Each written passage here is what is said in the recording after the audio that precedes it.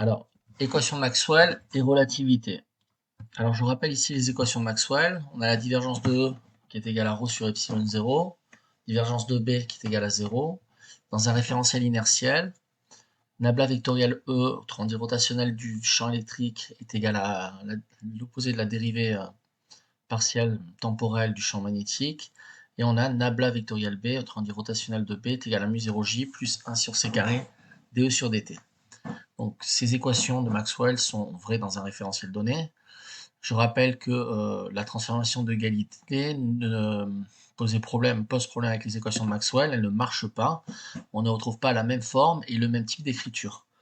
Donc c'est pour ça qu'on a inventé la transformation de Lorentz, qui permet de trouver le quadrivecteur à partir d'une transformation du champ E et B, donc de former des quadrivecteurs à partir de E et B. Alors je rappelle la transformation de Lorentz, on avait introduit donc la rapidité phi comme étant égale, telle que la tangente de phi est égale à v sur c, où v c'est la vitesse de déplacement donc, de notre référentiel R' par rapport à notre référentiel R, dans lequel on cherche en fait un invariant pour les équations de Maxwell.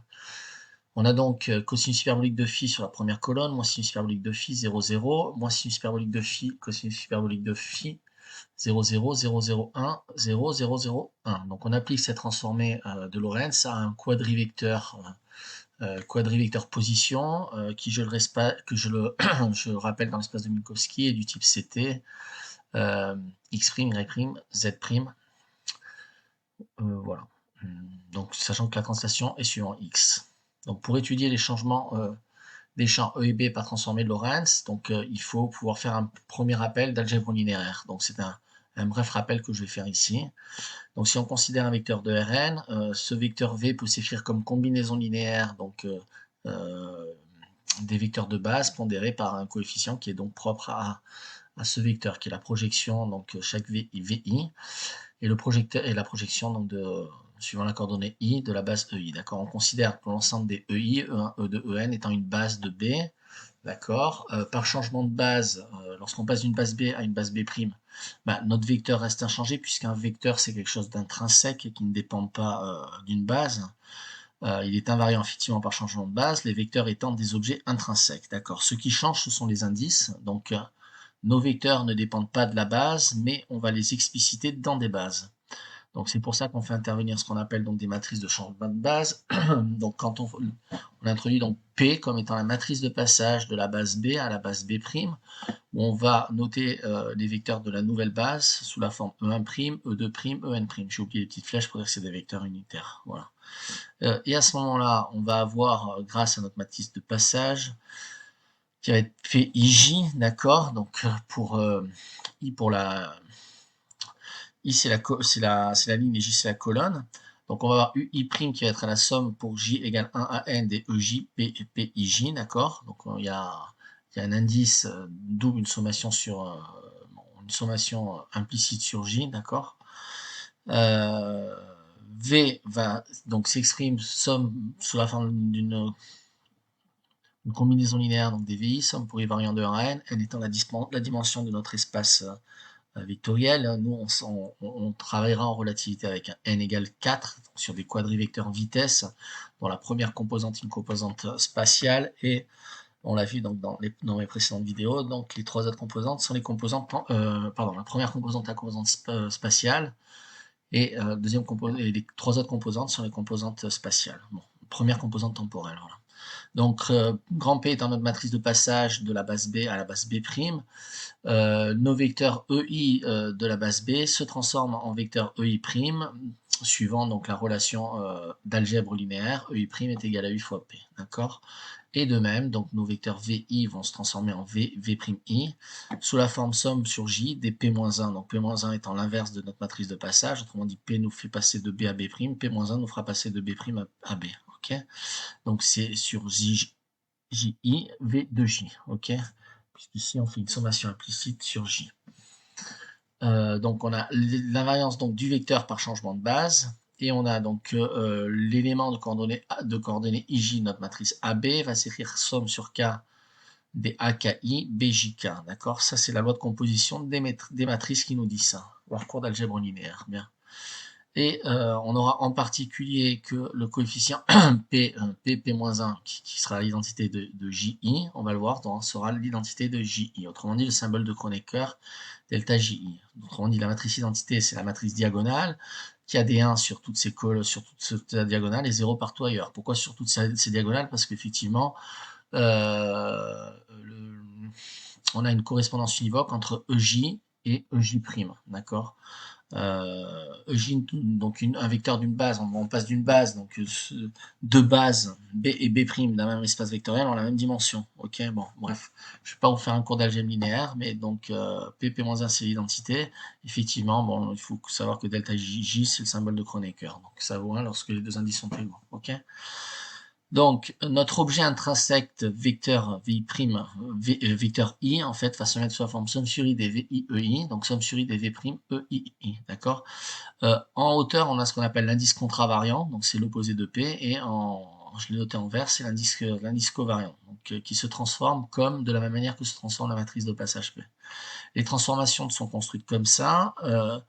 Donc la notion de géométrie est ensuite donnée par le produit scalaire. Donc je rappelle ici que le produit scalaire n'est pas une donnée intrinsèque d'un espace vectoriel, mais en fait on peut construire des produits scalaires. Et ainsi en relativité, on a vu donc dans mes vidéos précédentes, j'ai explicité que on définissait un espace, l'espace de Minkowski, on définissait un produit scalaire très particulier sur des quadrifacteurs, donc un produit scalaire qui nous permettait donc de construire le code de lumière, les différents genres d'espace, temps, espace lumière, etc. Bon. Si vous n'avez pas vu ma vidéo là-dessus, ben, jetez un coup d'œil. Enfin, c'est pas, c'est nécessaire pour comprendre, on va dire. Bon, c'est énorme. Donc, le produit scalaire, U scalaire V, va s'écrire sous la forme somme sur I des UI, EI, d'accord? Donc, ça, c'est la décomposition suivant la base des EI du vecteur U, d'accord? Les U étant les coordonnées sur les EI, et on fait ensuite, donc, par la somme sur J, donc je prends pas le même indice, bien évidemment, bien que ici on a un indice muet, d'accord, de même ici, somme sur J des VJ, EJ, ok. Donc ce produit scalaire c'est quelque chose qui est linéaire, donc on peut distribuer les termes terme à terme, hein, sachant que EI scalaire EJ c'est égal à 0 si I est différent de J, c'est égal à 1 sinon. Donc on peut effectivement sommer donc associer tous ces indices sous le signe et donc avoir une double sommation, la somme sur IJ des UI VJ EI scalaire EJ, d'accord? Donc on est dans un espace vectoriel, dans une base orthonormée. Si on considère un système d'axes en coordonnées 3, x, y, z, on a des vecteurs qui sont orthogonaux entre eux. Et donc EI scalaire EJ vaut 1 si I est différent de J, si I égale à J, pardon, et 0 si I est différent de J. Donc, on a une base orthonormée, EI scalaire EJ, on va l'appeler, ça va être en fait ce qu'on appelle notre tenseur métrique en relativité. G indice IJ, d'accord, ou la métrique. Dans une base orthonormée, le tenseur métrique est le symbole de Kronecker, d'accord, ok. C'est pour ça qu'en relativité, on n'est pas sur ce type de, voilà, de configuration, d'où l'importance de cette notation. On verra ensuite par la suite qui est la notation d'Einstein. Donc la métrique, c'est une matrice identité. Ici, donc, GIJ, donc ça sera delta IJ, et G, notre métrique, dans un espace non minkowskien, est donné par donc, cette matrice-là. Okay, donc, la définition d'une base orthonormée, c'est ainsi que bon, la matrice vaut l'identité. Donc, maintenant, U scalaire V, qui est un objet sans indice, qui est un scalaire, peut s'écrire sous la forme somme double sur J et sur I, des UI, GIJ, VJ. Ok, on va poser UJ qui est égal à la somme sur I des UI GIJ. Donc on va fabriquer un système de coordonnées avec des indices en bas, qu'on appellera des indices covariants, à partir d'une métrique. Notre métrique, ce sera notre produit scalaire, d'accord? Et également à partir de coordonnées controvariantes. D'où un nouveau vecteur qui est U étoile, donc qui est un vecteur colonne composé des UI. En fait, la décomposition sont les coordonnées en fait de notre vecteur projeté sur l'ensemble, sur un vecteur de base. Notons bien que ce vecteur en fait appartient à E étoile. E étoile, c'est l'espace dual de E pour ceux qui ont des notions d'algèbre linéaire. En fait, c'est tout simplement une forme linéaire qui a une forme linéaire associée qui a un scalaire, en fait, un vecteur associé à une forme linéaire. Voilà. U appartenant à E, c'est l'espace des vecteurs contravariants. et l'espace des vecteurs covariants. Alors on connaît ça également en mécanique quantique, puisque notre quête U appartient à un espace de Hilbert, et à ce moment-là, les bras, eux, appartiennent au dual de notre espace de Hilbert, que l'on note H étoile. Ok. Donc, une fois introduit le vecteur covariant et le produit scalaire U scalaire V, donc le produit scalaire U scalaire V va pouvoir s'écrire avec cette notation d'indice covariant et contravariant comme étant égal, donc U scalaire V comme étant égal à la somme sur I des UI, V, VI, ok. Donc on fait une sommation sur I des VI, d'accord. Donc c'est une double sommation, elle est répétée, donc on pourrait avec la notation d'Einstein, en fait, se passer du symbole de sommation. Bon, bref. Comment se transforme effectivement, donc c'est ça la question, dans un premier temps, avant de passer à la relativité propre et au problème de l'invariance par transformée de Lorentz des équations de Maxwell. Donc comment se transforme-t-il par changement de base? Donc en fait, ce vecteur va rester identique à lui-même. En effet, donc le vecteur U2' jusqu'à UN' va se transformer en U2' jusqu'à UN, qui est égal en fait P-1, notre matrice de changement de base, U de 1, U de N jusqu'à U de N, voilà. U1, U2, UN va se transformer en U1', U2', UN'. Ceci se calcule comme on applique en fait. Bon, là, c'est en fait c'est la matrice de champ. Ouais, d'accord. Là, c'est P-1. Le sens est très important, effectivement. Donc, on applique le vecteur U1, U2, UN à notre matrice de passage P de la base B à la base B'. Okay, le produit scalaire fait intervenir effectivement l'identité. Donc, ce produit ici PP-1, qui en l'occurrence est l'identité. Notre produit scalaire U scalaire V s'écrit donc somme sur I des UIVI, et par transformation P, on obtient donc le même produit scalaire U scalaire V. Il est inchangé par effectivement changement de base. Dans la relativité restreinte, la position des indices est importante. Ok. Donc on a introduit précédemment, et on le réexplicite ici sous une forme un peu différente, l'espace des quadrivecteurs, d'accord, qui, je le rappelle ici, est un espace invariant par transformée de Lorentz. Ok, autrement dit, vous prenez un quadrivecteur qui représente en fait un système de coordonnées spatio-temporelles dans un certain référentiel grand R. Vous considérez en fait ces mêmes événements spatio-temporels dans un référentiel R', qui est en translation uniforme par rapport au premier repère. Vous appliquez la transformation de Lorentz qui fait intervenir effectivement le passage de R à R', et en fait ce quadrivecteur reste inchangé, avec la notion de produit scalaire qu'on a défini précédemment, d'accord, produit scalaire lorenzien dans un espace minkowskien, puisque l'espace-temps est un espace de Minkowski. Donc notre quadrivecteur X underscore, qui est la notation communément admise pour parler de quadrivecteur, je ne mets pas une flèche pour dire que c'est un vecteur, c'est un quadrivecteur, donc effectivement qui a 4 composantes, une première composante qui va être CT, qui est la partie temporelle, et les deux autres composantes, C, Y et Z, qui sont donc la composante spatiale, d'accord. Ce quadrivecteur peut se mettre sous la forme, je dirais, simplifiée, c'est un usage, c'est une notation qui va être bien pratique aussi également par la suite, sous la forme du double vecteur, du vecteur CT, pour la partie temporelle, qui est un scalaire, d'accord, et virgule un vecteur R. Ce vecteur R a une dimension 3, ok. Donc, on peut le mettre également sous la forme, et c'est là que ça va intervenir en relativité, ce qui va nous permettre ensuite de faire tous les calculs qui font intervenir notamment les équations de Maxwell pour voir comment elles se transforment sous Lorentz et en relativité, X mu, d'accord, où mu est l'indice covariant, ok, contravariant, pardon. Donc, en fait, X mu, ça va être X0, X1, X2, X3. X0, ce sera toujours la coordonnée temporelle. Donc, ça, X0, il sera relié au temps. D'accord.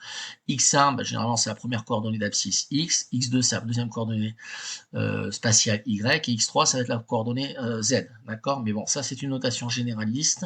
Lorsque on met X mu, bon, voilà. Ici, mu, il prend les valeurs 0, 1, 2, 3. D'accord. Mais on peut être dans un espace un peu plus complexe, avec des dimensions plus importantes, et ça nous permet, si vous voulez, de nous abstraire quelque part d'un formalisme sur un nombre de dimensions données. Ok, donc c'est une autre écriture. J'ai bien noté ici que CT c'est égal à x0. Donc mu est égal à soit 0, soit 1, soit 2, soit 3. Si mu est égal à 0, on parle de la coordonnée temporelle, donc CT, de notre quadrivecteur.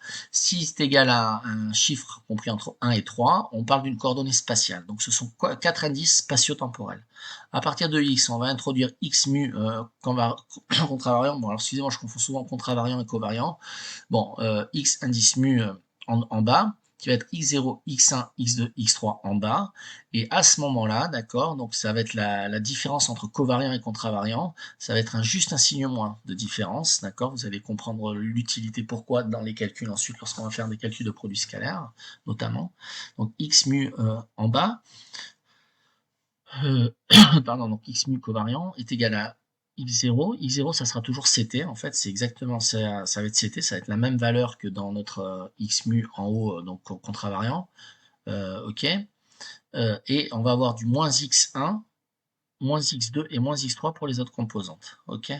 Donc c'est la différence entre covariant et indice covariant, donc en haut et indice contravariant en bas, ou bon, vice versa, c'est juste un signe près. On peut écrire ce vecteur effectivement, donc x mu, défini comme suit, sous cette forme. Ok, donc cette forme c'est une notation. D'accord, donc il ne faut pas qu'elle effraie cette notation, simplement on dit que c'est la somme sur mu des x mu, g mu nu. D'accord, g mu nu. Bon, voilà, c'est un nu, ça c'est un mu, c'est un nu. La somme c'est sur nu, je fais mal les nus et les mu, mais ça c'est un mu et ça c'est un nu. La somme sur nu des x mu, g mu nu. Ok. Donc on se sert de notre tenseur métrique qui ne change pas notre première coordonnée, mais va nous changer le signe de nos coordonnées spatiales. Donc ici en fait, quelle est notre métrique g mu nu en fonction de ce que l'on a écrit? On voit bien que notre première coordonnée x mu ne change pas, c'est du CT, ça reste pareil. C'est pour ça qu'on a un en première ligne, première colonne, et on s'aperçoit qu'après on a des moins 1 sur tous les éléments diagonaux, puisque ici effectivement ça va être x0, x1, x2, x3, x0, x1, x2, x3, c'est une projection d'une matrice. Donc notre matrice G va s'écrire, donc ça c'est simplement un jeu d'écriture après qui va être utile dans les calculs formels, par la suite lorsque les choses vont un peu se corser. C'est un jeu d'écriture, ok. Mais il faut bien avoir présent en l'esprit que ce jeu d'écriture fait intervenir donc le produit de ce qu'on va appeler communément notre tenseur métrique, ok, et qui va prendre la forme, tout simplement, de la forme du quadrivecteur que l'on considère, ok. Voilà. Donc, avec cette métrique, on peut effectivement effectuer le produit du quadrivecteur par lui-même, autrement dit le produit scalaire du quadrivecteur par lui-même. Donc ce produit scalaire fait intervenir donc 4 composantes, on fait le produit scalaire composante par composante, donc ça va être la somme sur mu variant de 0 à 3, hein, des x mu contravariant, x mu covariant, ou vice versa, d'accord, entre covariant et contravariant. Bref, c'est donc égal à x0 carré, moins x au carré, moins y carré, moins z carré.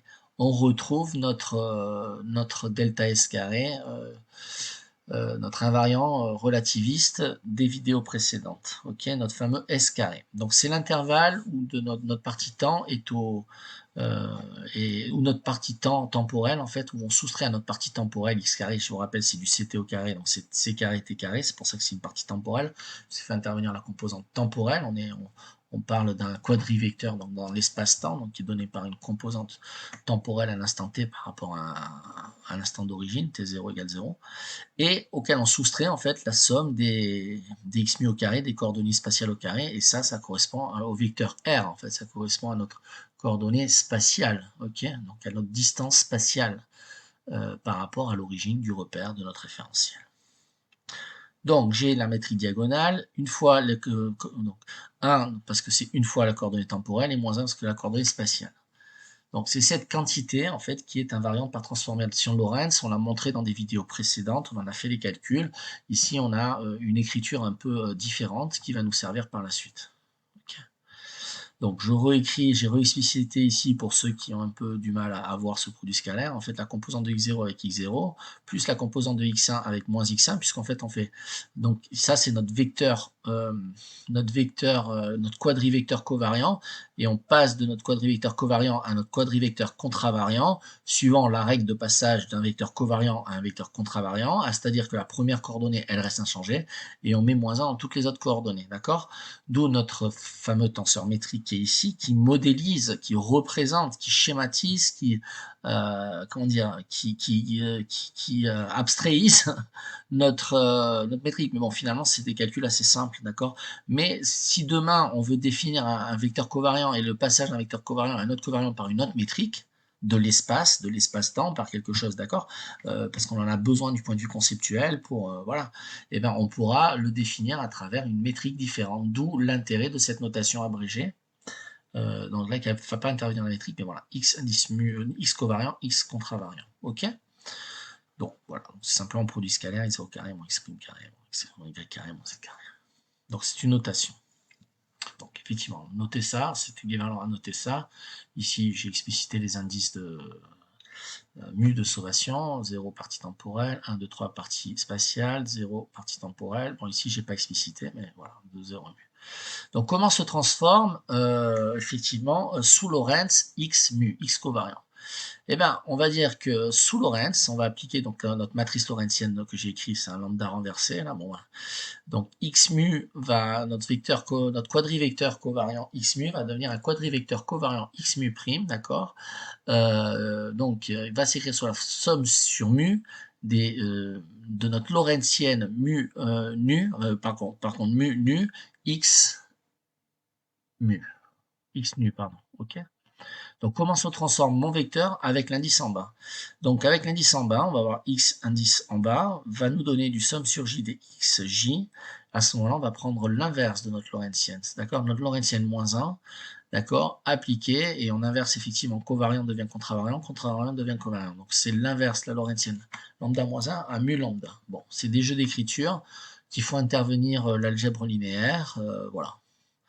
Il n'y a rien de physique, mais on n'en est pas encore à la relativité aux matrices de passage, mais ce sont des notations importantes après qui peuvent servir dans les calculs formels. Donc précédemment, on a xb', donc notre vecteur x, je n'ai pas mis l'underscore, c'est un quadrivecteur, dans notre base b', donc qui va se transformer comme p-1, x dans notre base b, puisque p-1, p étant la matrice de passage de la base b à la base b', p-1, ça va être la matrice de passage de b' à p, ok? Donc de même, donc x étoile, donc le quadrivecteur donc, du duel dans la base B', va se transformer en x étoile B multiplié par P. P, notre matrice de passage de B à B'. Lambda, ce sera l'indice contravariant, donc ce sera l'indice physique. Et lambda moins 1, on l'appellera l'indice covariant. Donc l'indice covariant va varier avec notre matrice de passage. Notre matrice de passage de notre première base B à notre base B'. Autre chose, donc la somme sur mu des x mu prime, covariant x mu prime contravariant est égal à la somme des x mu covariant, x mu contravariant. Autrement dit, quand on passe du référentiel R au référentiel R', on a la même sommation indicielle, d'accord? Et ceci est égal à la somme sur mu 0 des x mu, g mu 0, x mu, d'accord? Voilà.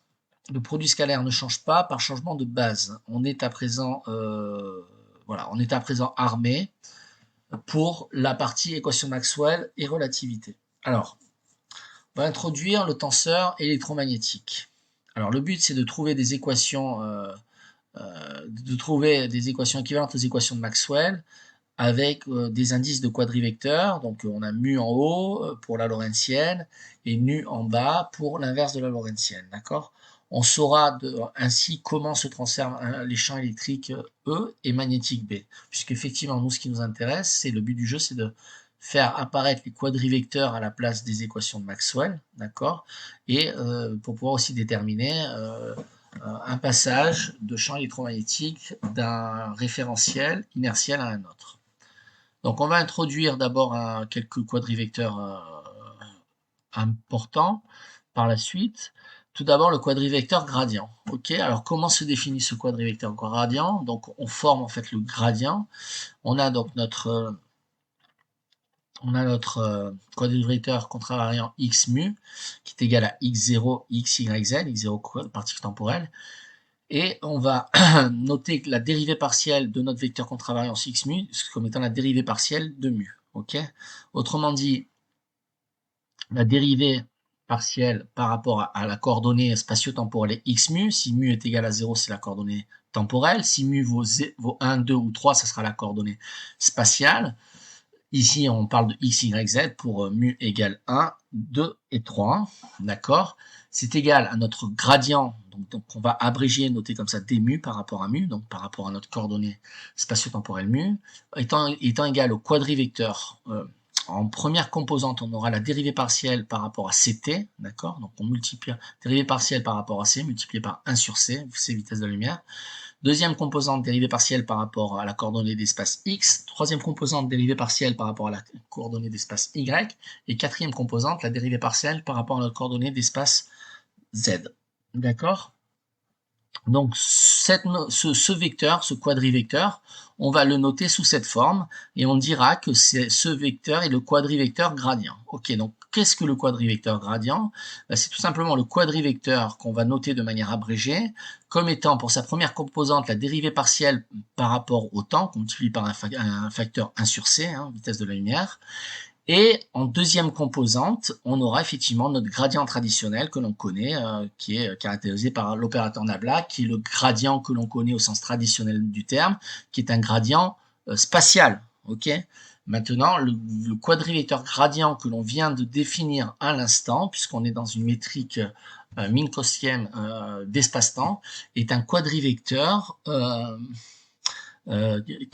qui fait intervenir une dérivée temporelle, d'accord? Donc c'est un peu la différence donc par rapport au gradient que l'on connaît, mais le gradient est inclus dans le quadrivecteur, notre gradient spatial qui est ici, d'accord? Que l'on connaît traditionnellement. Donc c'est en fait ce gradient, je dirais, ce quadrivecteur gradient qui va généraliser la notion de dérivée.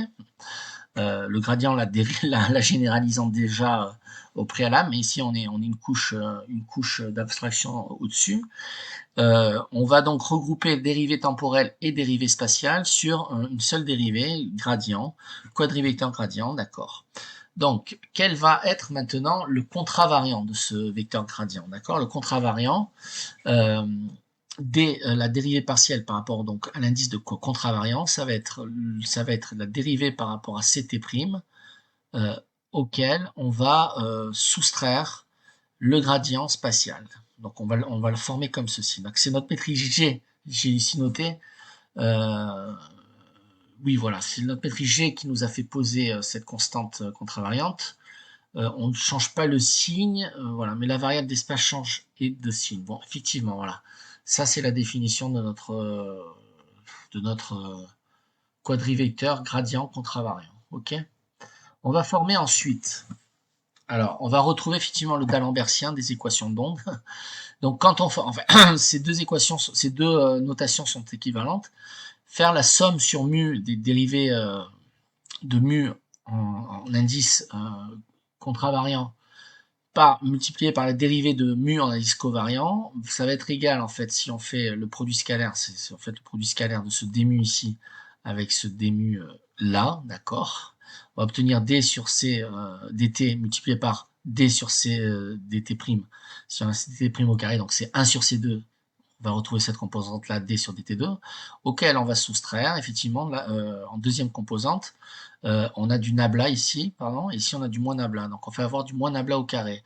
Moins nabla au carré, c'est le Laplacien. Autrement dit, le Laplacien, c'est égal au produit scalaire en fait du gradient par lui-même, d'accord? Donc ici on a du nabla fois du nabla, donc c'est une notation, et donc cette écriture-là est équivalente à cette écriture-là. ceci, donc ce sont les formules d'équation d'onde pour ceux qui connaissent. Bon, je pense que si vous êtes sur cette vidéo, vous connaissez. Donc je vais partir effectivement de sur base, vous connaissez les équations de propagation dans le vide des champs électromagnétiques. Donc c'est l'équation d'onde traditionnelle. Donc 1 sur C2, D2 sur DT2 moins le Laplacien. On le note avec un petit carré pour dire que c'est le D'Alembertien. C'est un opérateur. En fait, cet opérateur, il reprend ces termes-là. D'accord? Donc on obtient l'opérateur D'Alembertien. Qui est construit comme un produit scalaire de quadrivecteurs, d'accord, un quadrivecteur covariant plus un quadrivecteur contravariant. Donc c'est une quantité qui est invariante par transformation de Lorentz. Nous ce qui nous intéresse, c'est effectivement des quantités invariantes par transformation de Lorentz, d'accord. Et donc, notre D'Alembertien qui est invariant par transformation de Lorentz, qui est égal, donc je rappelle, à 1 sur C2, D2 sur DT2 moins le Laplacien étant égal au produit scalaire du gradient par lumière, donc c'est du nabla 2, hein, nabla puissance 2, c'est de Laplacien, est égal à la somme sur mu des dérivées contravariantes par des dérivées, covariantes multipliées par les dérivées contravariantes, ok. Et je vous rappelle, donc la forme, il y a juste à faire le produit scalaire de ce que l'on a défini ici, qui est le contravariant, par ce qu'on a défini ici, qui est le quadrivecteur covariant. Donc ok, on a donc défini, donc je résume, deux quadrivecteurs gradients, un quadrivecteur gradient covariant et un quadrivecteur contravariant, en reprenant le jeu d'écriture précédent qui disait que le contravariant en fait laisse inchanger la première coordonnée temporelle et on applique un moins, là il y a une virgule effectivement à toutes les coordonnées d'espace, hein. Je rappelle que nabla en fait c'est le nabla d'un scalaire donne un vecteur, d'accord, et que ce nabla c'est un vecteur, d'accord, qui a les dérivées partielles respectives par rapport à chaque coordonnée d'espace en colonne, d'accord, sur chaque composante. Voilà. Okay. Bien, donc on vient donc de voir que le D'Alembertien c'est égal à 1 sur C2, D2 sur DT2 moins le Laplacien, ça on le savait déjà, mais que maintenant avec notre écriture en gradient, en notation, je dirais d'Einstein, voilà, une notation relativiste, somme sur mu des ronds mu sur des ronds mu. Et un indice covariant et un indice contravariant. D'accord. L'indice contravariant se construisant par rapport à l'indice covariant laisse inchanger les coordonnées temporelles et vous mettez un moins sur toutes les autres coordonnées. On fait produit scalaire, on obtient ça. Alors, on en arrive donc un petit peu aux équations de Maxwell. Donc, je rappelle les équations de Maxwell. Nabla scalaire E égale 0, nabla scalaire B égale 0. Donc, ça, ce sont dans le vide, puisqu'il n'y a pas de charge électrique, pas de densité de courant. On a nabla vectoriel E est égal à moins d rond B sur d rond T, et nabla vectoriel B vaut mu 0J plus 1 sur C2 DE 2 sur DT. Donc, il n'est pas possible de fabriquer des quadrivecteurs à partir de E et B. Donc, la question, c'est quel quadrivecteur peut-on obtenir à partir de E et B? On sait que la divergence de B est nulle, donc dire que la divergence d'un vecteur est nulle, c'est pareil que dire que la divergence d'un rotationnel, la divergence de n'importe quel rotationnel vecteur est nulle. Donc B dérive d'un potentiel vecteur qui est le rotationnel. Ça, on le sait dans des cours d'électromagnétisme, que B, c'est le rotationnel d'un certain vecteur A, donc c'est ce vecteur A qui est à l'origine, on va dire, de B. Ok. Donc B peut s'écrire sous la forme nabla vectoriel A. On va se servir de l'équation maintenant en rotationnel de E. Donc on va utiliser cette rotation,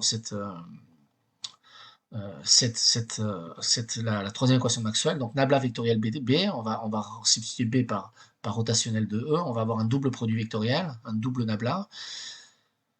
Donc on va voir effectivement, on sait que par ailleurs que donc nabla vectoriel E plus la dérivée partielle de A par rapport à T est nulle, d'accord.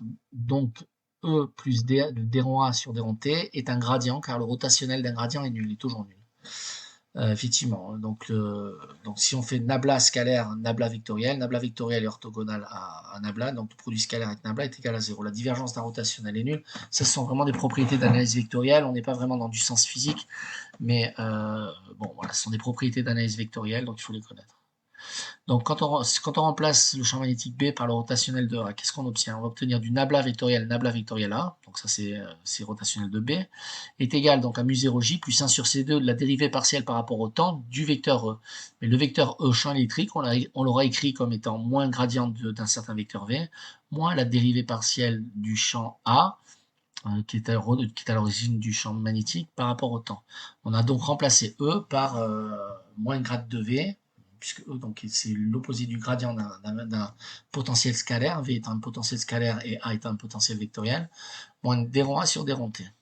mais on sait que le rotationnel du rotationnel, c'est égal, le rotationnel du rotationnel d'un vecteur, c'est une formule d'analyse vectorielle, c'est égal au gradient de la divergence de ce vecteur auquel on soustrait le Laplacien de ce vecteur, ok? Donc, on utilise nos formules d'analyse vectorielle, nabla vectoriel A, soit c'est égal à mu0j, donc densité courant, moins 1 sur c carré, la dérivée seconde par rapport au temps, T2, dt2, de notre potentiel vecteur A, moins 1 sur c2, nabla, appliqué à la dérivée du scalaire par rapport au temps. Donc, on va réécrire proprement cette équation. On va laisser le Laplacien donc changer à gauche en fait, et le terme en dérivée seconde du temps, on va le faire passer à gauche. On obtient, là vous referez les calculs à tête reposée, bon, c'est des calculs connus, bon, qui sont faits dans d'autres contextes. On va obtenir à gauche le D'Alempertien, d'accord, sur C2D2, sur dt2 moins le Laplacien appliqué à notre champ potentiel A qui est à l'origine du champ magnétique B, puisque B est égal à rotationnel de A, est égal à mu0j plus la divergence, d'accord, non, plus la divergence appliquée à 1 sur C2 dE sur dt, puisque c'est divergence de E, et E s'écrit comme ceci, plus nabla scalaire A. Donc la divergence de A. Donc ici, j'ai marqué 4 carrés scalaires du quadrigradient d'Alembertien, d'accord, bon. On fait de même pour la quatrième équation de Maxwell, qui nous dit que la divergence du champ électrique est égale à la densité volumique de charge divisé par la permittivité du vide, epsilon 0. Donc, on a effectivement l'équation de Poisson qui est connue, qui nous dit que nabla scalaire E est égal à ρ sur epsilon 0. On en déduit que le D'Alembertien du potentiel scalaire V est égal à la densité volumique de charge sur la permittivité du vide, plus 1 sur C, constante de la lumière, dérivée partielle par rapport au temps, de 1 sur C, dérivée partielle par rapport au temps de E. Ok? D'accord. Donc en fait on retrouve donc cette équation que le Laplacien du champ scalaire V est égal à la densité volumique de charge sur la permittivité du vide, plus la dérivée partielle 1 sur C, dérivée partielle par rapport au temps de 1 sur C, la dérivée du potentiel scalaire par rapport au temps, plus C, nabla scalaire 1, ok. Donc tout ceci va se mettre sous la forme d'Alempertien du potentiel V est égal à ρ sur epsilon 0 plus 1 sur C2 d2V sur dt2 plus la dérivée partielle par rapport au temps de nabla scalaire A. En fait, donc le D'Alempertien du potentiel scalaire V à l'origine du champ électrique est égal à la densité volumique de charge sur la permittivité du vide, plus la dérivée temporelle partielle de cette quantité-là. Et ça, je crois que c'est la jauge de Lorentz qui va intervenir par la suite. Bon, bref. Donc, on obtient finalement donc, ces deux équations, d'accord, qui sont découplées en potentiel champ vectoriel A qui va nous permettre de connaître le champ magnétique et en potentiel scalaire V qui va nous permettre de connaître. Non, elles ne sont pas découplées, elles sont couplées.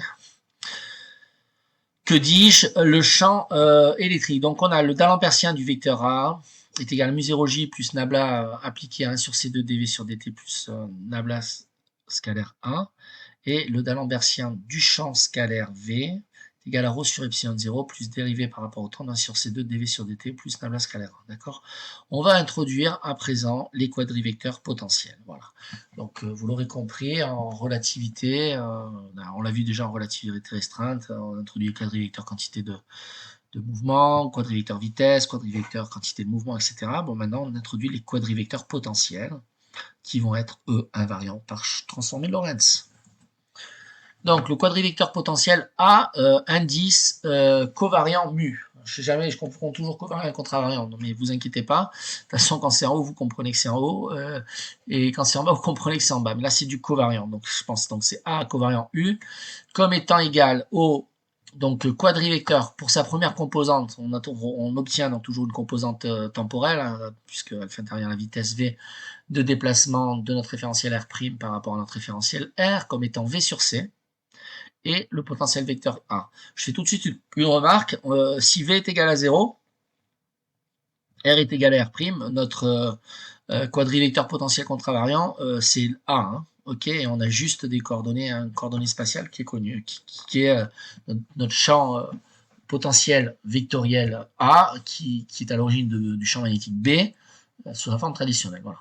Et on a le quadrivecteur densité de courant, qu'on va définir comme étant J indice contravariant covariant mu pardon est égal à ρ densité volumique, donc C pardon, C c'est la vitesse de la lumière multiplié par la densité volumique de charge de notre milieu, hein, de l'endroit où on considère nos équations de Maxwell pour déterminer nos champs électromagnétiques, notre champ électromagnétique, et la densité de courant, le vecteur densité de courant qui est connu J, comme traditionnellement. Je rappelle ici que la permittivité du vide et la perméabilité du magnétique du vide en fait sont reliés à la vitesse de la lumière par epsilon 0 c carré est égal à 1 sur mu 0. Donc la question c'est comment je vais réécrire mes deux équations sur les champs. D'accord. Donc je rappelle ici ce qu'on a trouvé. On fait intervenir en fait, on fait rentrer C en facteur, on fait intervenir le D'Alembertien de V sur C sous cette forme-là, d'accord. Bon, est-ce qu'elle est. Et l'autre partie de mon quadrivecteur, on va le réécrire sous cette forme-là. Autrement dit, on a rentré du C dans l'équation sous la forme V sur C. En fait, on les réécrit de manière à faire intervenir nos quadrivecteurs potentiels, potentiel A pour champ magnétique et potentiel quadrivecteur courant. Hein. C'est pour ça qu'on réécrit ces équations de manière à les faire intervenir. Donc, en remodifiant, je dirais, ces équations, on obtient alors effectivement, j'ai rappelé ici que A indice covariant 0 est égal à V sur C, A indice covariant mu c'est égal à 0, ensuite le champ vectoriel A. Donc, on obtient donc 1 sur C dérivé partiel par rapport au temps de V sur C plus nabla scalaire, scalaire D, non c'est pas nabla scalaire D, plus V sur C nabla scalaire E en fait. Oui, D puisque c'est epsilon 0 E, pardon. Des permittivités d'huile est égal à, donc, à la dérivée covariante, contravariante de A covariante, d'accord, A indice covariante. Donc ça, en fait, on fait intervenir, il y a une sommation ici, puisqu'il y a une sommation implicite, c'est la sommation implicite d'Einstein, puisque mu, on fait la sommation sur toutes les mu, hein, bien sûr, d'accord. Donc on définit la dérivée covariante, d'accord, comme étant égale à notre la dérivée de gradient donc covariant comme étant égale au quadrivecteur composé pour la composante spatiale de 1 sur C, donc qui est une constante de vitesse de la lumière, dérivée partielle par rapport au temps, ok, et pour notre deuxième composante, donc notre quadrivecteur, notre gradient traditionnel spatial, ok. Donc on va réécrire les équations, on va obtenir ce jeu d'équations plus, je dirais, plus simplifié, plus réduit. Le D'Alembertien de A est égal à mu0 J0 plus dérivée partielle par rapport à CT, la dérivée contravariante de A covariante mu, ici c'est du mu, et lorsque mu c'est 0, pardon, et le D'Alembertien de notre vecteur A est égal à mu0 J moins nabla appliqué, nabla c'est un nabla, donc c'est un opérateur nabla scalaire en fait, notre gradient covariant de la composante contravariante du champ A. Ok. Donc quand on utilise le langage des quadrivecteurs, les équations sont plus lisibles à terme. Vous allez voir. Donc on va regrouper nos équations de Maxwell, effectivement, en prenant compte le fait que A indice 0 contravariante est égale à V sur C, V étant la vitesse du référentiel R' par rapport au référentiel R. Je vous rappelle ici que l'on cherche toujours à comprendre comment se comporte et comment on modifie comment nos équations sont modifiées ou inchangées par changement de référentiel. Et en l'occurrence, on veut que par changement de référentiel, nos équations restent sensiblement les mêmes, on cherche des invariants qui ne sont pas modifiés, sachant qu'on a posé en postulat la limite infranchissable de la vitesse de la lumière. C'est d'accord.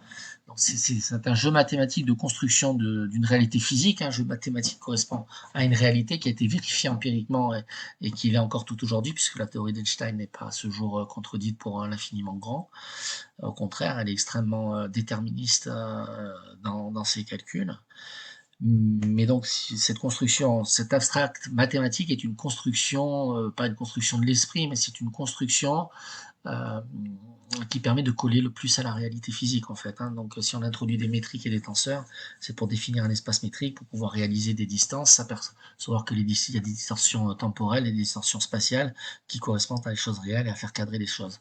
Ok, donc tout simplement en fait on a réécrit nos équations d'Alembert sous la forme suivante, en faisant intervenir donc des métriques, en faisant intervenir des notions de quadrivecteurs covariants, contravariants, comme étant ceci. Autrement dit, le D'Alembertien de notre champ A, qui est notre champ, je vous rappelle, vectoriel à l'origine du champ magnétique, puisque le champ magnétique se divise de A par rotationnel de A est égal à B, ok, autrement dit, nabla vectoriel A est égal à B, donc le D'Alembertien, je vous rappelle, qui est un opérateur, hein, ce carré, c'est 1 sur C2, la dérive seconde par rapport au temps, moins 1 sur dérive seconde par rapport aux coordonnées d'espace, d'accord. Contravariant est égal à mu0j, donc densité de courant de notre milieu, donc qui fait intervenir la masse volumique, la densité de charge, indice covariant, pardon, plus la dérivée partielle covariante, donc c'est une dérivée covariante mu. Ici on a une sommation, hein, sur toutes les mu. Hein, sur mu varie entre 0 et 1, on l'a vu, 0 c'est la coordonnée temporelle, 1, 2, 3 c'est x, y, z si on est en cartésienne, d'accord? Oui, effectivement, parce que j'ai la sommation ici, somme sur mu, des dérivées contravariantes de A mu covariante, ok? Donc on a en résumé ce jeu d'équations sur lequel on va travailler, ok? Donc le champ électrique, on le sait, c'est égal à l'opposé du gradient donc, de notre champ scalaire V. Le champ scalaire V est à l'origine de moins la dérivée partielle de A sur dB, ça c'est la jauge de Lorentz en fait, je crois. On va se mettre en jauge de Lorentz, on va le voir par la suite, je pense. Donc nos équations de Maxwell, enfin nos équations de Maxwell, non, le champ électrique B est relié au champ originaire A comme étant B est égal à nabla vectoriel A. Et on a que le D'Alembertien de A en indice de covariance mu est égal à mu0 J, densité de courant, indice covariance mu, plus la dérivée partielle par rapport à mu de la dérivée partielle mu covariante par la dérivée partielle contravariante de A covariante, d'accord. Je rappelle ici encore que la différence entre covariant et contravariante, c'est juste un jeu d'écriture. Donc vous prenez un vecteur covariant, il se transforme en un vecteur contravariant. Sa première composante, ça reste la même, c'est la coordonnée temporelle. Et les trois autres composantes, en fait, vous prenez l'opposé. Donc c'est juste un formalisme, il faut comprendre ce formalisme simplement en l'appliquant à l'espace R4, qui est l'espace de dimension 4, minkowskien, qui nous intéresse ici en relativité. Ok. Donc, qu'est-ce qui se passe? Lorsque notre potentiel scalaire V, ça c'est la question, va se transformer en notre même potentiel scalaire V, plus une dérivée temporelle d'un notre potentiel qui. On va appeler, donc, si cette quantité, on va l'appeler V', et que se passe-t-il lorsque notre champ vectoriel A devient A moins le laplacien de qui qu'on va appeler A', donc le même, d'accord? Alors, à ce moment-là, E va se transformer en E', qui est égal à E qui va être invariant, et B va se transformer en B', qui est égal à B. Donc, cette opération, l'opération de passage de V à V', donc du champ scalaire V au champ scalaire V', donc je vous rappelle que V est à l'origine du champ électrique, puisque le champ électrique, c'est égal à l'opposé du gradient de V, gradient spatial, hein, d'accord? Et pas notre gradient qu'on a défini en haut, notre gradient en forme de quadrivecteur covariant, contravariant, et que A se transforme en A', voilà, c'est un choix de jauge en fait, c'est ce qu'on dit, ce que je disais depuis le début, plus ou moins, mais je ne l'avais pas noté. On reconnaît que, pardon, que A mu va se transformer en A' mu, covariant, contravariant, pardon, covariant, et que A mu c'est égal à 1 mu plus la dérivée partielle par rapport à l'indice covariant mu de qui. D'accord? C'est ce qu'on appelle la transformation de jauge. En fait, c'est que des potentiels différents peuvent donner le même champ E et B. Donc on va se mettre dans la jauge qui nous intéresse et qui va simplifier nos calculs. Ok? Donc je vous ai rappelé ici la jauge de Lorentz, qui est égale à la somme sur mu, donc des dérivées partielles sur mu des A nu, qui est égal à 0. Dans cette jauge-là, nos équations de Maxwell vont se simplifier énormément, puisque effectivement, qu'est-ce qu'on voit? On voit que nos équations de Maxwell voilà, vont se simplifier sous cette forme. Autrement dit, le D'Alembertien de A covariant mu est égal à mu0, perméabilité du magnétique du vide, fois notre densité de vecteur densité de courant J en indice de covariance. D'accord? Bon, voilà, c'est, on va dire, plus agréable que ρ de B égale mu0, etc. Enfin, ce sont des notations simplifiées. On va introduire maintenant notre tenseur électromagnétique, ok? Alors, le tenseur électromagnétique fait intervenir donc les coordonnées contravariantes voilà, comme étant grand F de mu nu, qui est égal à la dérivée partielle par rapport à mu, fois de A nu, moins la dérivée partielle par rapport à nu de A mu. Ok, autrement dit, c'est un tenseur qui est antisymétrique, d'accord? C'est-à-dire que si on permute les indices mu et nu, on obtient que F de mu nu, c'est égal à moins F de nu mu, ok? Donc, nos équations de Maxwell vont s'écrire sous cette forme de tenseur métrique. Autrement dit, la somme sur mu des dérivées partielles coordonnées covariantes de mu f à la puissance mu nu est égal à mu 0 j puissance j covariante mu, somme sur mu des dérivées partielles de mu à indice covariante nu. Ok, donc ici on a affaire à une égalité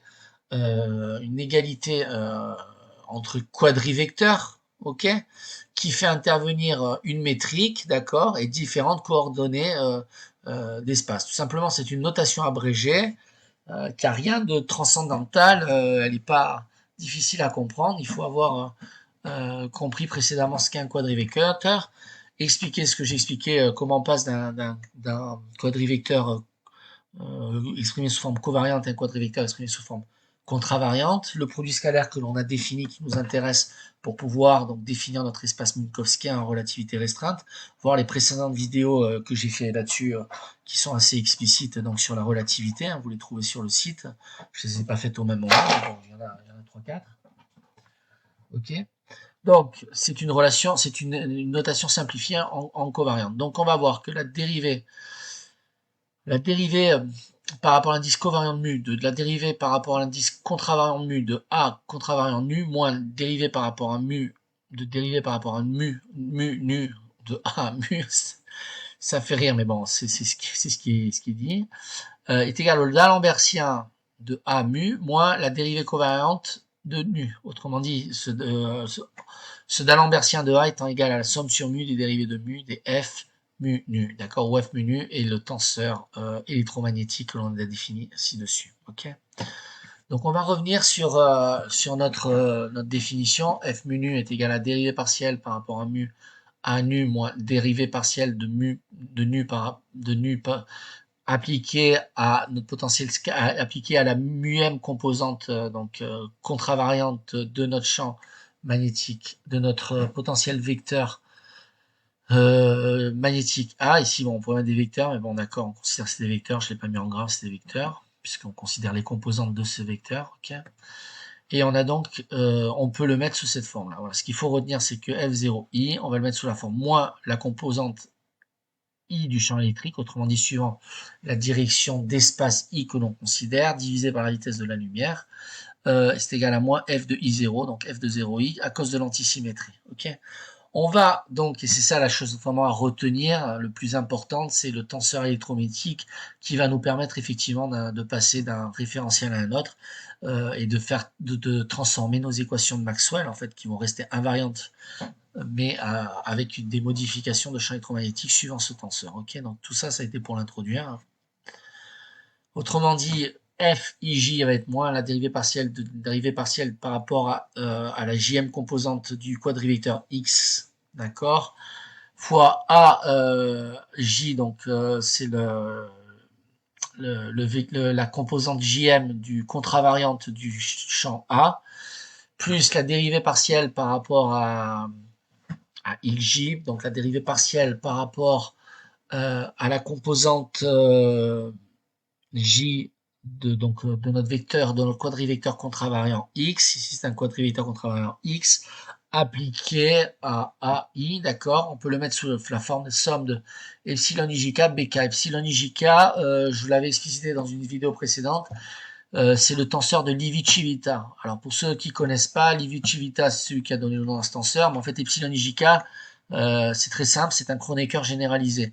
Bon, je le réexplique ici, je l'avais expliqué dans une autre vidéo. Epsilon IJK, en fait, lorsque IJK sont dans l'ordre, ok, par exemple, epsilon 1, 2, 3, ça vaudra 1. Maintenant, epsilon 2, 1, 3, ça vaudra moins 1. En fait, c'est une métrique antisymétrique, le tenseur de Levi-Civita. Donc, lorsque en fait on a une permutation circulaire des termes qui respectent l'ordre, par exemple 1, 2, 3 ou 3, 1, 2 ou 2, 3, 1, d'accord, et ben epsilon IJK ça vaut 1. Et lorsqu'on a une permutation circulaire, bon je le réexplique mais vous devez le savoir, lorsqu'on a une permutation circulaire antisymétrique, donc c'est-à-dire lorsqu'on a une inversion des termes, par exemple epsilon IJK ça va valoir, qu'est-ce qu'on prend pour IJK, tiens, on peut prendre 2, 1, 3, et ben 2, 1, 3 c'est antisymétrique, donc l'epsilon de 2, 1, 3 ça vaudra moins 1, ok. Epsilon de 3, 1, 2 ça vaudra 1. Epsilon de 3, voilà, de 3, 2, 1, ça vaudra moins 1. Donc voilà, c'est le tenseur de Levi-Civita, c'est un peu comme le symbole de Kronecker, sauf qu'on va avoir deux indices, on en a trois. C'est pas delta IJ, mais c'est epsilon IJK, ok. Et si on le met en indice contravariant, ça sera appliqué de manière contravariante, voilà, ok. C'est juste un jeu de notation. Donc ceci, on peut l'écrire sous cette forme. Bon, je vous l'ai écrit, vous le regardez tranquillement. Et à ce moment-là, on aura, c'est ça que c'est intéressant, que la composante 1, 2 de grand F, ça sera moins la composante du champ magnétique B suivant l'axe Z. La composante 1, 3 de notre tenseur F, ça sera la composante Y de notre champ magnétique B. Donc le champ magnétique B projeté suivant l'axe spatial de la direction Y qui nous intéresse si on est en cartésienne. Et f de 3, ça va être égal à moins bx. Autrement dit, f de 3 en contravariante de notre tenseur. Je l'ai explicité en dessous et on y vient tout de suite. Et c'est vraiment le plus important et c'est vraiment le cœur de l'objet, je dirais, de cette vidéo sur les équations de Maxwell et la relativité d'Einstein. C'est notre tenseur électromagnétique. Donc notre tenseur électromagnétique donc devient F mu nu. C'est un tenseur 4-4 parce qu'on est on est dans un espace-temps à 4 dimensions. Une dimension temporelle, comme vous le savez, et 4 dimensions d'espace. Il n'y a pas d'espace séparé du temps, il n'y a pas de temps séparé d'espace, il n'y a pas de temps absolu, il n'y a pas d'espace absolu, mais il y a un espace-temps absolu. Cet espace-temps absolu est modélisé, d'accord?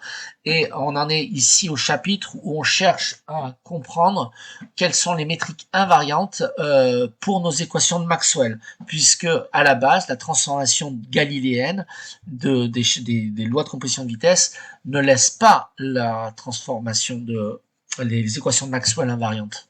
Donc, on a redéfini, je rappelle, une transformation qui est la transformation de Lorentz, qui permet de passer d'un référentiel R à un référentiel R'. Le référentiel R', dont ces deux référentiels étant deux référentiels inertiels, dont l'un est en translation de rectiligne uniforme par rapport au précédent, d'accord? Et donc, on cherche à savoir comment se contracte le temps, se dilate le temps, comment se contractent les distances, quelles sont les métriques spatio-temporelles qui régissent les phénomènes physiques pour de grandes vitesses, puisque effectivement tout ça, toute cette transformation de Lorentz, tout ça c'est pour des grandes vitesses. Voilà, on parle pas d'un train du TGV entre Nice-Paris, on parle même pas d'un avion Mach 2 qui se déplace autour de la Terre qui fait Nice-New York, et on parle même pas d'une fusée qui va sur la Lune. C'est même pas la peine. Tout ce qu'on fait là, ça ne rentre pas dans ce cadre-là. On parle de vitesse quasi relativiste, proche de la vitesse de la lumière, dans notamment les particules élémentaires, les quarks, ce type d'application. Bref, on en arrive à notre tenseur électromagnétique, ok, qui est donc le tenseur électromagnétique F mu V, qui est un tenseur donc 4-4, donc je l'explicite ici, qui nous donne donc les composantes, en fait, qui nous permettent de passer d'un quadrivecteur dans R à un quadrivecteur dans R' en appliquant les transformations électromagnétiques. On va voir pour la première colonne, donc 0, EX sur C, donc EY sur C et E étant la norme du champ. Alors là, j'ai E, je pense que c'est pas E, je pense que c'est Z. Bon, bref, vous le retrouvez sur Wikipédia, mais je pense que c'est non, c'est pas E là, c'est pas la E, c'est EZ sur C. Bon, la deuxième, c'est moins EX sur C, 0, BZ, moins BY. Troisième, moins EY sur C, moins BZ, 0, BX, je suis sûr. Et quatrième, moins Z sur C, BY, moins BX, 0. Donc on s'aperçoit donc qu'il est antisymétrique. Donc on va avoir moins Y ici, BX ici. Ici on doit avoir du EC sur C, du EZ sur C, voilà. On a besoin donc d'une matrice. On ne peut pas construire des quadrivecteurs avec E et B, avec les champs électriques et les champs magnétiques. L'équation covariante donc de Lorentz s'écrit sous la forme la somme sur mu des dérivées partielles en indice covariant de F, indice contravariant mu 0 donc étant la coordonnée coordonnée temporelle, est égal à mu0 fois J étant la densité de courant de notre espace contravariant par l'indice mu. Donc effectivement, donc pour savoir comment se transforme E et B, on applique deux fois la transformation de Lorentz à partir de notre matrice tenseur électromagnétique. Le champ A mu nu qui est égal au champ, donc au quadrivecteur, en fait c'est un quadrivecteur dont la première composante est égale à V sur C, hein. Donc V sur C, V vitesse de déplacement de R' par rapport à R, c'est la célérité. Deuxième composante, le champ à l'origine du champ magnétique, puisque le rotationnel de ce champ doit être égal au champ magnétique, est appelé le champ associé au photon. Donc même si physiquement en fait on mesure un champ électrique, un champ magnétique, on peut l'appeler le champ fondamental. En fait, ça va être une fonction d'onde en physique quantique, d'accord? Alors, transformation des champs et vecteurs E et B. Donc, dans notre référentiel R, on a notre tenseur électromagnétique F mu V. F mu V est un répertoire, ok, puisque effectivement c'est un répertoire, hein, quelque part, qui contient les champs EB sous forme matricielle, d'accord? Donc, on va faire un produit de trois matrices. Par exemple, lorsque B est nul, qu'est-ce qui se passe? Ben, vous allez retrouver votre nouveau champ électromagnétique. Donc, si B est nul, l'expression du champ E' dans notre nouveau référentiel va s'exprimer sous la forme, vous faites le produit de cette colonne, de cette ligne-là par contre, donc 0 multiplié par vous faites le produit de cette ligne-là par la matrice de Lorentz, d'accord, qui je vous rappelle c'est du sinus, on a du sinus hyperbolique phi en première colonne, moins cosinus hyperbolique phi, 0, 0, autrement dit on va avoir 0 fois cosinus hyperbolique phi. Qu'est-ce qu'il a fait ça? Oui, voilà. Bon, notre E' va se transformer. Vous faites le produit matriciel avec la matrice la Lorentzienne que vous avez, et vous obtenez une nouvelle coordonnée de E' qui vont être EX pour la première composante, EY fois le cosinus hyperbolique de phi. Je vous rappelle que phi est défini par tangente phi est égal à V sur C. Et en quatrième composante, EZ fois le cosinus hyperbolique de phi. D'accord? Rappel, cosinus hyperbolique de phi, c'est 1 sur racine de 1 moins V carré sur C carré. Et B' est égal à 0, EZ sur C sinus hyperbolique de phi, moins, vous faites juste le produit matriciel, d'accord? Moins EY sur C sinus hyperbolique de phi. On peut ainsi le réécrire sous la forme 1 sur C carré V, donc ce champ magnétique, sur donc V multiplié par le facteur gamma, hein, gamma c'est 1 sur racine de 1 moins V2 sur C2, vectoriel au champ électrique. Donc le référentiel se déplaçant, on observe en fait l'existence d'un champ B. C'est ça qui est assez extraordinaire, c'est que si dans un référentiel, le référentiel originel en fait, vous ne percevez pas, vous n'observez pas de champ magnétique, ok, apparent, le simple fait d'être dans un référentiel qui est en translation uniforme par rapport au premier référentiel inertiel va vous créer un champ magnétique. Mais c'est ça qui est extraordinaire, c'est que ce champ magnétique, c'est pas un champ induit, quoi. C'est pas le champ d'induction. C'est un champ, c'est un phénomène différent. Donc vous faites une expérience avec un champ électrostatique E, vous vous déplacez dans un nouveau R', il apparaît un champ B magnétique, donc c'est ce que je viens de dire. Donc en changeant de référentiel d'inertie, on observe un nouveau phénomène lié aux propriétés de la transformée de Lorentz. Donc ça n'a rien à voir avec l'induction électromagnétique.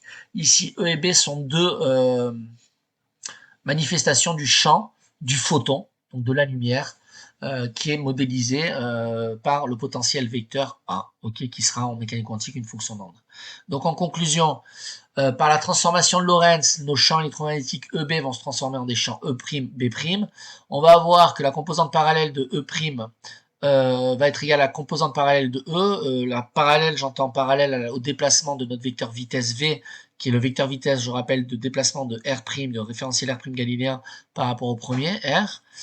Par contre, on aura une modification en fait de la composante transverse perpendiculaire du champ électrique, et le nouveau champ électrique sera égal à 1 sur racine de 1 moins V carré sur C carré fois notre ancien champ électrique, ok, mesuré dans notre référentiel initial, plus effectivement du V vectoriel B. Bon, on retrouve quelque chose qui est assez similaire à la force de Lorentz, hein, d'accord, puisque effectivement force de Lorentz que l'on connaissait du reste en mécanique non relativiste, ok. Et quelque part, ça c'est un peu, je dirais, une vitesse de boost, hein, puisque pourquoi une vitesse de boost? Parce que le facteur gamma il est supérieur à 1, hein, d'accord, vous avez ici du 1 moins V2 sur C2, c'est quelque chose qui est plus petit que 1, vous divisez par quelque chose qui est plus petit que 1, donc ce coefficient il est supérieur à 1, ok. Et pareil pour B', on aura donc la composante perpendiculaire du champ magnétique, donc perpendiculaire à la vitesse de déplacement de R' par rapport à R, ok, sera égal à un produit d'un facteur de boost qui est le facteur de Lorentz gamma, 1 sur racine de R moins V2 sur C2, fois donc notre champ magnétique mesuré dans R, auquel on soustraira 1 sur C2 fois V. Ok. Voilà, pour finir ce cours, je parle donc rapidement, je parle de l'invariant de Lorentz. Donc c'est aussi à retenir. Donc notre tenseur, notre répertoire F mu nu, d'accord. Donc c'est un répertoire à 2 indices. On va avoir en fait deux invariants par transformation de Lorentz. Le premier, ça sera E carré sur C carré moins B carré. Il y a du C carré parce que par analyse dimensionnelle, d'un point de vue dimensionnel, hein, puisque voilà. B c'est E sur C en module, on va dire, et E scalaire B. D'accord. E scalaire étant le produit scalaire que l'on définit dans notre matrice, dans notre matrice Minkowskienne, puisque E et B sont exprimés sous forme de quadrivecteurs ici. Okay. Donc ces quantités sont les mêmes dans tous les référentiels d'inertie. Donc comment se transforme le champ électromagnétique par changement de référentiel en translation rectiligne uniforme. Donc on va avoir notre champ électrique E qui a pour composante EX, EY, EZ, champ magnétique B qui a composante 0, 0, 0. On applique notre Lorentzienne phi, on va obtenir E', B'. Donc que vaut E carré moins B carré, bon, vous faites le calcul, vous allez obtenir que c'est égal à ceci. Que vaut prime carré sur C carré moins B prime carré, eh bien on fait le calcul en appliquant la transformation de Lorentz, on va avoir du EX carré sur C carré plus EY carré C carré cosinus hyperbolique au carré de phi plus EZ carré sur C carré fois le cosinus hyperbolique de phi moins EZ carré sur C carré sinus hyperbolique de phi, d'accord, etc. Voilà, on utilise les fonctions hyperboliques, c'est juste, je vous laisse faire le calcul. C'est juste un produit matriciel à faire, d'accord, entre notre tenseur métrique F que vous avez ici, je vous le fais voir, voilà, et notre Lorentzienne, je sais même pas si j'ai explicité là-haut, je m'en souviens plus, mais vous l'avez dans les autres, vous devez l'avoir par cœur. La Lorentzienne, c'est la matrice 4,4 de coordonnées cosinus hyperbolique de phi moins sinus hyperbolique de phi 0, 0. Pour la deuxième colonne, pardon, ça va être moins cosinus hyperbolique de phi, sinus hyperbolique de phi 0, 0. Et après, c'est 0, 0, 1, 0 et 1, 0, 0, 0, 1. Je la connais par cœur. Voilà. Vous faites le produit matriciel et vous obtenez ceci. Voilà. Donc, je pense que j'ai fait un peu le point sur tout ce qu'il y avait à savoir. Enfin, tout ce qu'il y avait à savoir.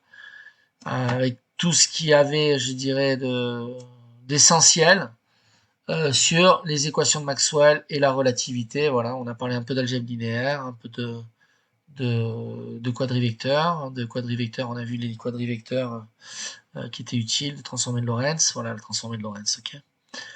Et voilà, mais écoutez, c'est tout pour cette vidéo. Je ferai des exercices de relativité un peu plus tard. J'ai déjà commencé à en faire de relativité restreinte. Voilà, j'espère que cette vidéo vous a plu.